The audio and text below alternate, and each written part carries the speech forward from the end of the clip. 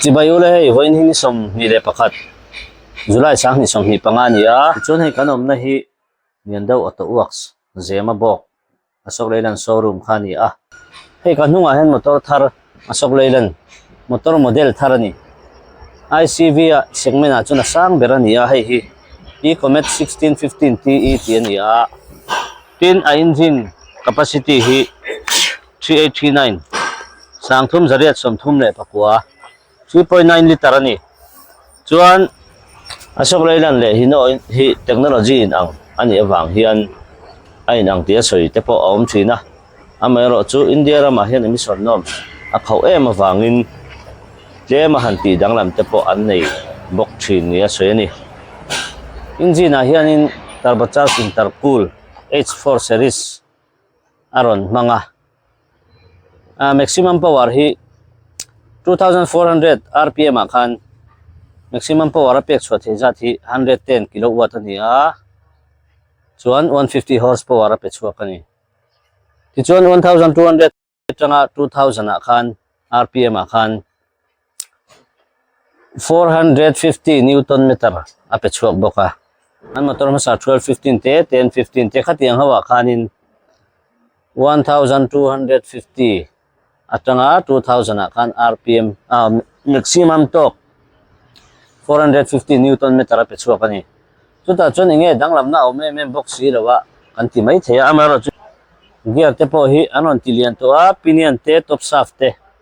amami kan ti le thinang amalo chuak to 10 12 12 12 12 15 oh khatiang ho a khan tin 12 14 te thleng pon atrak lampang thleng po khan ha hana gear mana kha ZF gear thawani a ZF company thatak mai nia German company ni a motor lian ke som palite ke som parukte khatiang trailer thleng pon a gear hi an man hi tam em mai ni chuwang chon company thati riat chian to kha helaya henaran fit vele a gear hi ituna hian poimo em chu hey company danga chuan 60 gear 75 gear 950 ti te khang kha om thina amaro chu ZF gear ave thung hi chuanin hemi ICVB khau ICV segment b ka hi chuan S6360 khanaron kaldeu topa ama ero chu ratio danglam ve ta thungani heng hawa hianin ratio hi 8.97 ratio ron manga tin amasa 1215 kan ti te hi khatiang ho te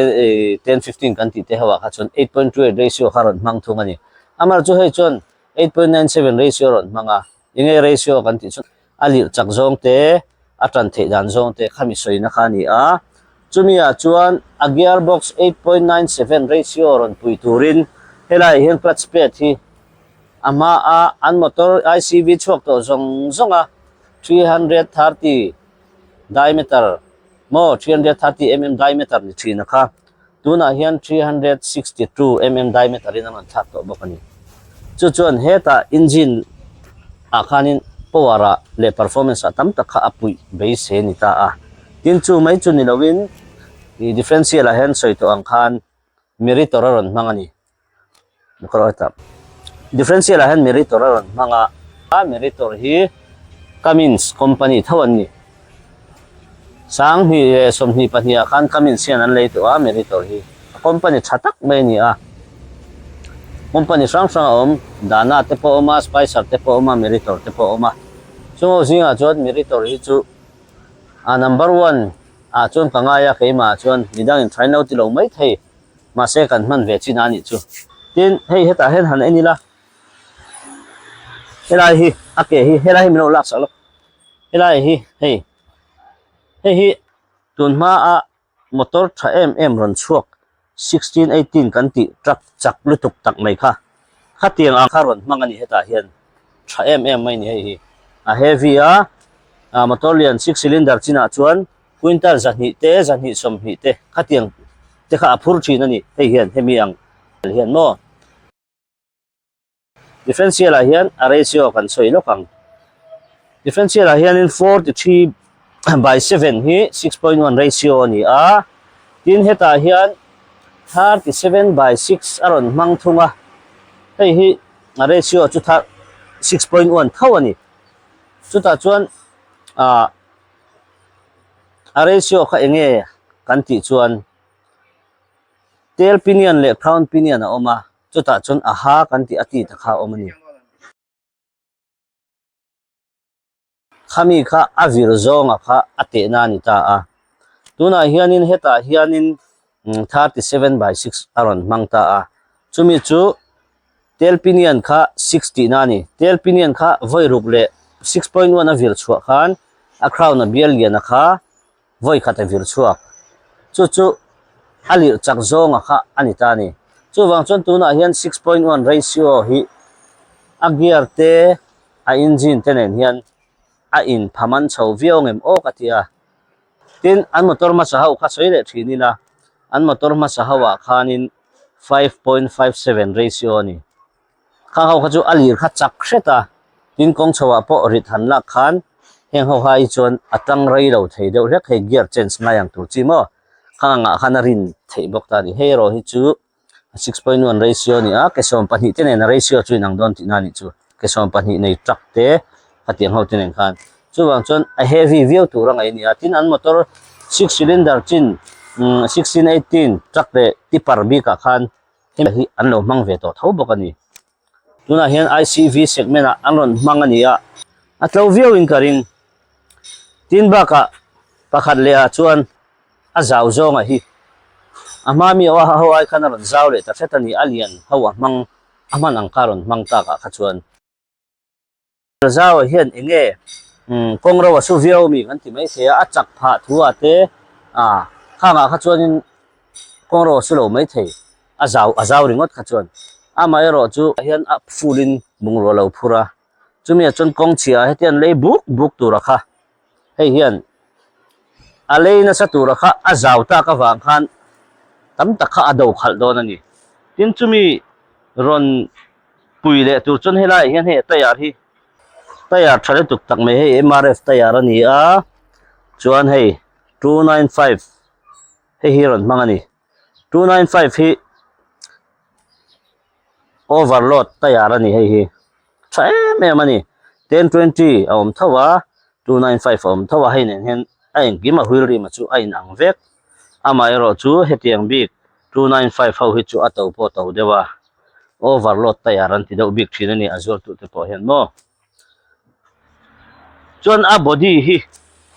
en le chinila a body hi hei han en po hian 8.5 cubic meter ani kan ti to kha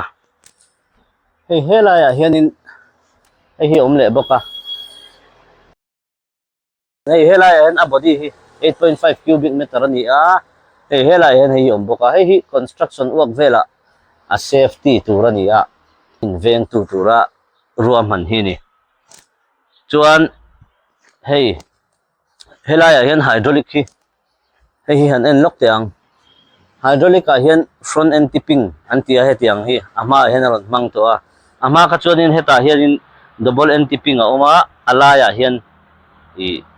ate ho bi ka chon pani in a do thina ni hela ya la ya khan ama ero chu hemi a chon apa tangin ti hena do ta a hi a chak po chak zo ka tin a hydraulic po hilian zok po kani chuan hei chassis sa hen kan en le chinang hei chassis si alang chiang tero chassis si hei hemi a hlai zo a hi inchiria ta ni thina ni ama mi a khan inchiria ta ni thina hei hi tuna chon hei po hi inchikwa aron ni to a tin ama hrim hemi a thir cha zo ma hrim a hi hei po hi aron ti cha to a 6mm ni thin khai po 7mm anon thak to boka hei po hian ati heavy view ni rin oma akal phung hrim a hian hei hela hen long bi ma lo om ta a chuan chumi chunga chuan hei hi ama kha chuan hei hi long bi mi a thronin om lowa heta hen a do tu kha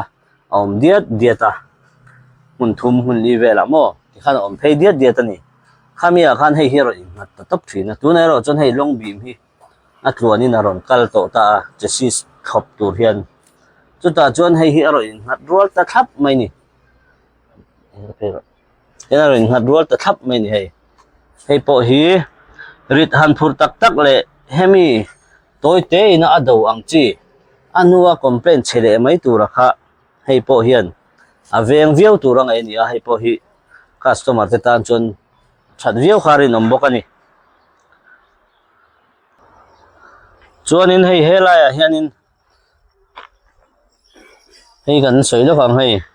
football te po hi alon ka hi nuam em em ani hei po hi mo hetia han lon hian hei anik thap me na kina kan lon chinanga hei chu chuanin hei heta hianin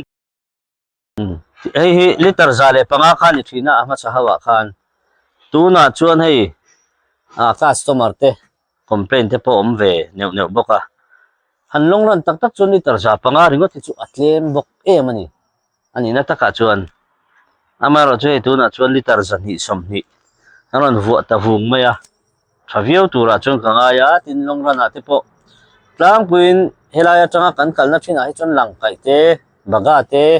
khatiang silchar te mo khatiang khan ni thina chuta chuanin kalkonga diesel han tlak champal te po kha thilom theini hemia hi chuanin tlak chama om lo tura chuan kangaya thaviau chuan ka siama ro chu urea tanki hi kei soi kadu pakhat chu hi karina in anla ron ti te cheu maya hei liter som hi le pali chawania hei a hep ho ho lowa amai ro chu thun mun te hi ngai ve thina kha kha driver te tan zoka anom le zual nan hei chu liter som ni panga bor vele mote chon ron ti thei se chon an thale zual tura chon kanga ya tin helaya hian hei hangar hi en lok te ang hangar po hi spring hangar hi hei spring hangar ani hei po hi aren rin om ta tel tol viau maya ama sa ho te laka chuan hei helper hangar te po mo helper hangar te po hi ron rin om viau maya amero chu sakal pin hi hei complain ani le thina sok leina na hian hei ro hi chu hei an ron tidang lam hei thei lo ni sakal pin hi mase makve deuh chu sakal pin hi 16 18 tak ate po khan overload in quintal zani chuang an phura mase an sobung mi lo mai chu wang chon athir te hi chang deuh bit nge mani o katia spare paila kong la kalo chet palpon boina lo khamia ka chuan aman to mani lo bokamo spare pai top mai turani hei hi ni china kan soi kha a che si cha zonga kha hei hi ni heta ina lang chiang zo ka ni hi hei hi ama ka chuanin 6mm kha ni thina tuna chon 7mm aron ni to a heng te po hi ana lang chiang viau in karing tin a body hi ama khanin a chuata hianin 4mm an manga hei po hi 4mm thawania mase telbo ta hian 3mm kharon mang hloma ama mia khan tuna chon hei po hi 4mm in ron thak vele to boka aron ti heavy zelani motor kha a phur thei zong a engkim aron ti sang chho zelani hei hi a GVW a hianin quintal za somruk pathum a quintal zong in soila quintal za somruk pathum GVW a chon phur thei tur ani a chu anla den oi ta hianin quintal somnga le pariat ver ani hei hi ani chuan quintal somnga pariat quintal za somruk pathum chu quintal za le ti quintal za le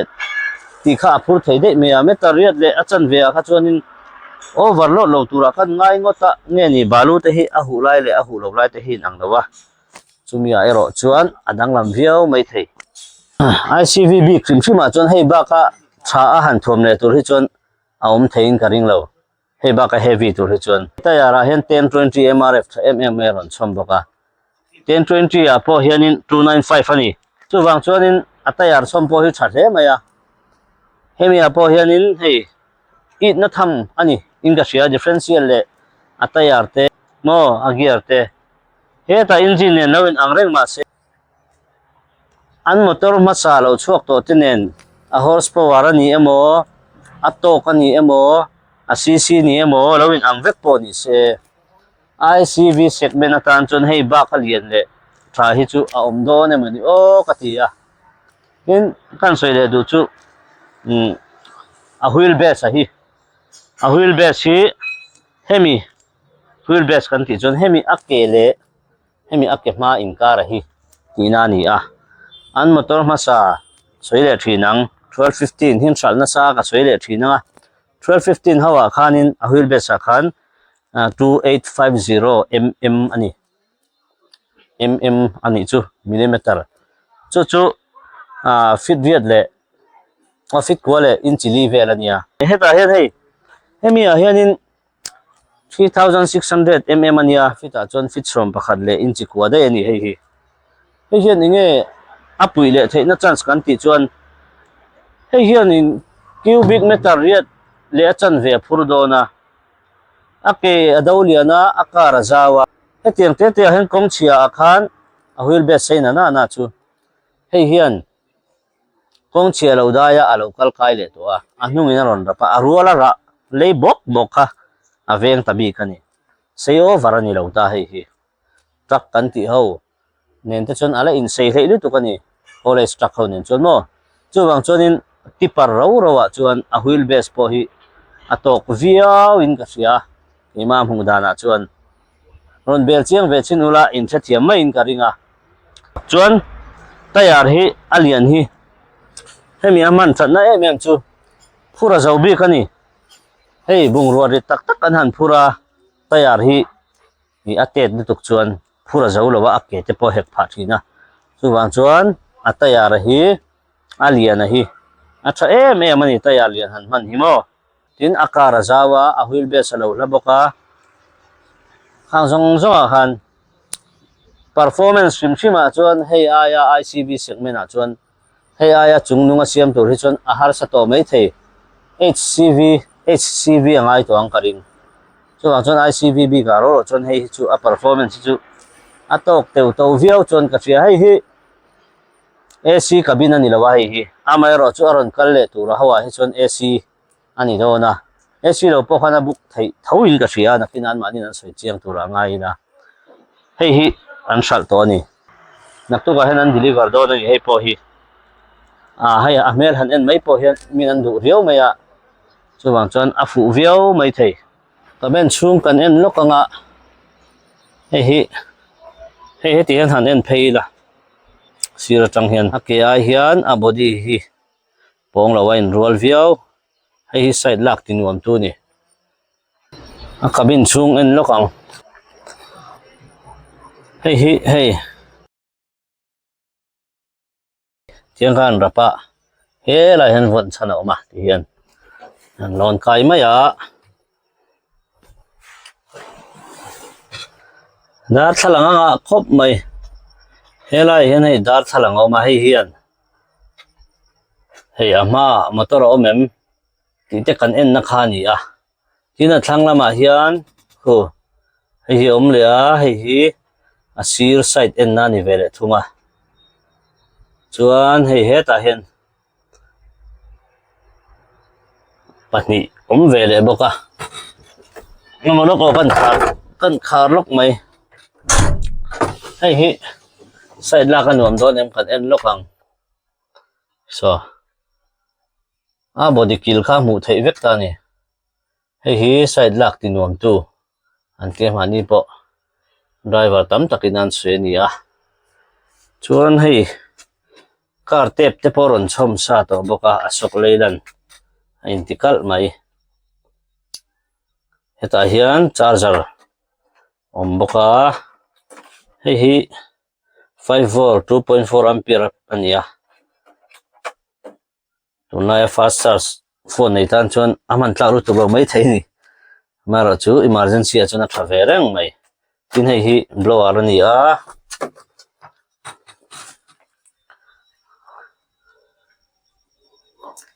seat po an na pek thap mai a hei heta hian fire extinguisher oma hen te po hi motor a hen om ngei tur ani a chuan hei a chung hi tlemiron danglam vele dewa danglam han tira hei speaker ta hen ron chom vele thungani speaker te po mo hei hi ventilation hei hi ani thangchon kan thianga ke po hetiang ke chu atak chi jok kha kanei to a ko han tlanin ta tang hen thi ron khala นัวแม่ไม่นี่ใช้กระเทียมคันไอ้จะนำชัวไม่คันเนี่ยเห็นอันดับเลยแต่ทับอันนี้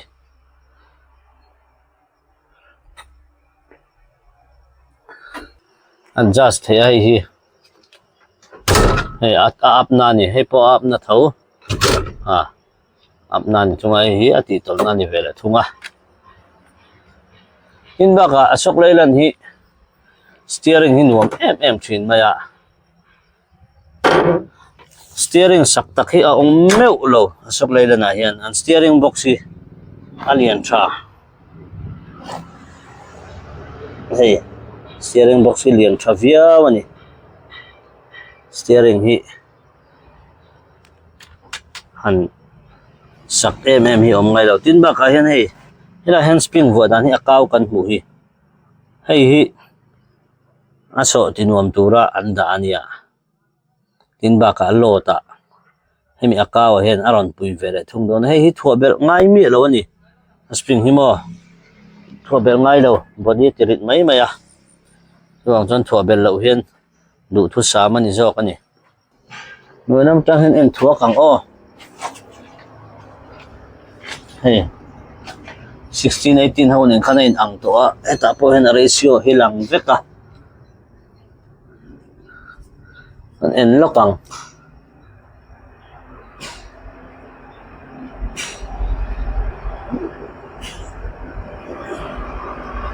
37/6 อันที่กัลคู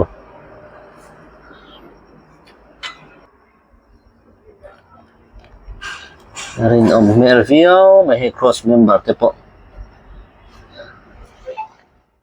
ปุรมนุนะชวนอันนี้เองลำปังไอ้จันขาคืนนี้service กันชัวมี warranty เต free service กันที่เตเลpay job กันที่เขาชิม bills คอยตัวกันเนี่ยนี่ตักชัวอันนี้เลยให้อินมอเตอร์ Ecomet 1615 ICV อ่ะจนน่ะสามแบบตัวนี้โดนให้ฮิตรปุรมเรียวไหมอ่ะทินอันนี้เลย warranty จุงจ้างให้สยามฟ้าที่ไหน company ดังแต่พอเห็น complain เนี่ยนั่นเห็นในที่นั่นนี่ให้มีเห็นเองnorms แต่เห็นในด้าน servicing จุงจ้างอันนี้โม warranty period อังชิมกุมนี่จามันเนี่ยโมกุมนี่จามที่อังจีที่ข้ามีหันสิลฟิละโอเล่กันแล้วไหมเฮ้ยกันมอเตอร์เขาICV กันมอเตอร์เขาชิมwarranty กุมลิชูนี่อามาโรจุดตาขันินช่างอินเช่นเวนี่ standard warranty กันที่ให้กุมนี่ชู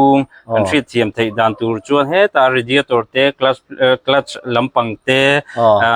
ก็เตียงเขาเซนเซอร์เขาชิมเขาเตยูเรียปั๊มเขาเตเตียงเขาชิมก็กุมนี่ชูนี่มาโรจุhour สาเหตุกิโลเมตรตันจีน่าเฮียนบิดตุกอันเนี้ย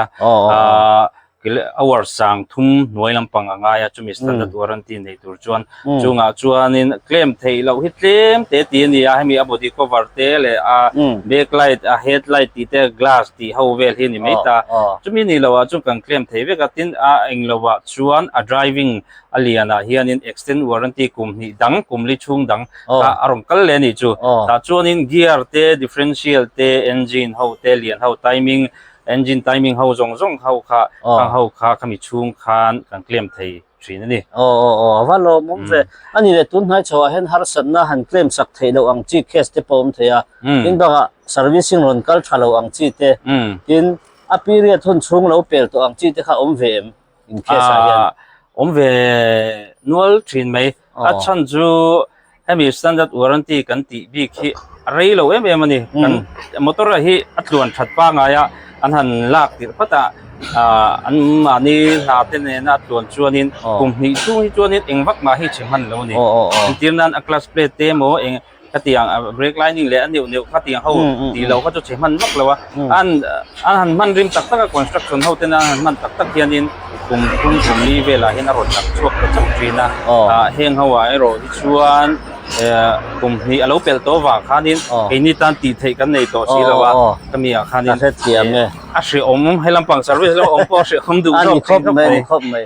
มาเราจุดๆเลยชวนกันสวยดูจุมอเตอร์ตัวเมียวเสียวารันตีลำปังเลยสารวิสลำอันนั้นไงตัวสีเราลาย warranty so to hian motor a chia tan non ti le si a kha om ve do ni mo ni ani hi chu kan motor te hi mixing ang bo ka dim doi ngai ni la an mani nan ei tur tha top up hi mi hi an oil thak te tiang te pat thak te respect that te tiang te hi chu ngai poi mo sam samila hi kan motor tlo le zel nan a tha khop mai ka ti ani chu ani le hemi hianin hemi bi ka hian ani em nge adanga far servicing kan tiang hi kem engza china nge in kalpui thina tin a oil hemi a ma atira aron choma hi eng period nge kem engza nge man thei tu lai kha ole company nom sa hi chuan company na ron du na hi chuan kilometer sang hi dana top up tur ni ta maro chu tlang mi te kan ni a kan motor tlan hun chung arrange hi a toi em ani a tlan kan vei hnem tok lo ani kami ni wang khanin hemi ke mani a chuan hill area chuan amon joint tha joint kan kala thathum dana tripper ho bi ki chu free service to bani ponin paid kami top up shrim kha thathum dana khan kan tlan tlong pa ngai chuan nei thin tur nia tin truck bi ka hian tharuk dan truck ho hi chu tharuk dana hian free service nei thin tur ani tin mi hianin free service rule hianin kan lo mai thin mi zo chuan in hub greasing kan ti hi poi mo khup mai hi mi hi second free service kami atharuk na kha chuanin nei nge tur ni agris bra kan tu mangai lo tro agris bak khangai lo kami kan work charge ka free vek thawa engine oil kan top apa kami free service ang top kanin free vek thaw ni aba em chu ni hemi hub greasing kan han ti a hianin hey ruột tui full life pe chuanin tui hok te kan han rap hi tui lut lo akan ngai oil swak mi lo wa hianin tui huang chi te po hen a lo ti kholo ve thei lu tu ka chuang chon hub greasing chi emo khang kha hub greasing po hangai poimo a tha khop mai tinani le hey hemi bi ka hian tuna hian hemi hi hey AC ani lawa chu AC le AC lo hi optionally na om do ni hi kan motor thara hianin ashim 1215 te 1015 na te po AC lova Ashok Leyland chu inron ti thina maro chu hi AC ngai na mi te le chuan nuam ti te AC du zong tiang om tan kha chuanin order lak do na hemi kan motor hi kan du ve hemi motor hi kan du ve AC turin ti khanin min ron soisila ta khanin AC tur khanin booking kan lo siam sakanga kan lo da AC chu ready thawania heta hianin so om lo ringa ta an book ani chonol samdeu na thei thei mo alo mom nu to ke ingai poi mo zong emo an soi du te nem le nia customer tam service kan lo ma customer tam tak boina chu nozzle ni zep tu cheng lawa ta hianin in nozzle te hi company chung hian a free leo levin thak thei ania chu mi thak dan chu hemi kan motor thar ho I comet ho inan man hi Delphi ania hours zali dana diesel filter le baby filter junin pat nge thak sela ta chuanin in lo buai ni ponin kha chu free of cost wekin kan thak the kan claim sak thei ni chu kai manin kan claim lowa de khami Delphi company akhang kanwa claim sakani chu arong khoya kan claim to nual mai na ya po ni e ka chen tia po claim man to ka ria alo mong khop me warranty chungchanga in servicing chungchang ani mo in warranty chungchang po a thavia win ka ria mania te po kha ni ke sompali turbo mo puro bata motor te po kha in lo warranty te no ti sakatin midang steering box ang chit te nge differential te mo ang potam taka omani he te hi thilman to ani chu wang chuan servicing hi ngai poi mo ila helai company in helai service center in nom san ne ang te hi zomila ti chuan kan motor te hi chemai mai lawin alo thon to pa chelawin ke manin paisa kan se na tur tam tak kha kan save thei don ani alo ome ole hei kabula hianin puchotruwa oma general manager ani sales a hian ani hi puchotruwa ani le hei in motor Ecomet 1615 ICV hei hi exam man nge ni don le kha MRP khamo 33,74,029 rupees mo chuan discount loi thumama mo chuan after discount price kha 30,74,029 rupees ania noi somthum singsari le sangli som hi pakwa noi som thum sing sari le sangli som hi pakwa ni discount to nu akan tunai chuanin an soilok du chu I India hen emission norm si adu khir em he wang hen price hi up lo thailo motor chak thabok si heta I pollution control thabok si kha technology kha an siam je rangai bok sia chu wang chon motor man te po hi a in up ve zung zung thina ni tinani le chumi a chuanin in heta nangmani hen financial te in nei nge engtia motor hi lak chhuat thei nge ti khamin an soi sakla financial customer kha direct nge SBI le MRB kha po thiang mo I finance thiang mo chuan ke mani lama private finance po available ma mo I number 1 IndusInd Bank number 2 Chola Finance number 3 HDFC Bank number 4 HDB Finance pali pangavel finance ma mo available ma problem om lova mo ani le motor hi tuna hian ron book ta sela abuk chung te hi areng em anga chung ang chi te hi ai re lawang engkim hi chu ready vek ani anga tro ready re lawang I book chuan mo book atangin ni som pania khan tleng don nyang ma se block mai nge kong block om lo chuan alom omeni kha thingtang atang pon mi ron do du thea rural bank ate state bank ate in private bank IndusInd te Chola te HDFC te mo in pakhati soi kha HDB Finance HDB ani de hemi a bank adang deu nge ni I Bank of India kan tiang te he anti ve customer kha direct pui chuan thiang problem om lova mo customer kha direct contact chuan mo bank manager nen almani nge existing customer chuan mo Bank of India sang bank ma mo chuan almani direct try chuan problem om lova ke mani ma problem om lova ole lo mo me ti khana manjat po kan theta a discount khanwai thumani kan ti katro chuan aman pa ngai kha chu noi som thum pathum sing sari le sangli cheng som hi pakwani chuan a discount noi thum discount khan noi som thum le sing sari sangli le som hi pakwain a le the ni lo buk chur chur alo ome kalam na chu alo ome thil pakhat soi ka du chu motor hi eng motor po hi eng company ko ni se a tha kan du tu sam ang zong hi company pakhat hian min pe theilo ti hi kan thria tangai achan chu hei company dang ne na khai khin ka tum lowa hei hi ani na karon soi mai ni a company dang a po a that na tam taka om ma se heta po a that na tam taka om ve thawa performance a khan chu wang chuan